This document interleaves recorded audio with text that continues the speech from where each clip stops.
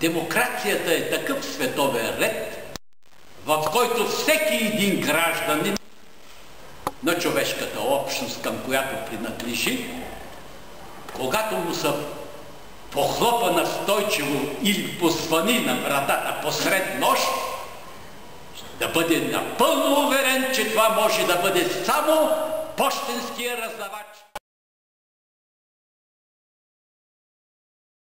Обществото все още е в примката на държавата. И дали тази държава е тоталитарна или е посттоталитарна, каквато е нашата, няма никакво значение. Най-ценното нещо според мен е един добър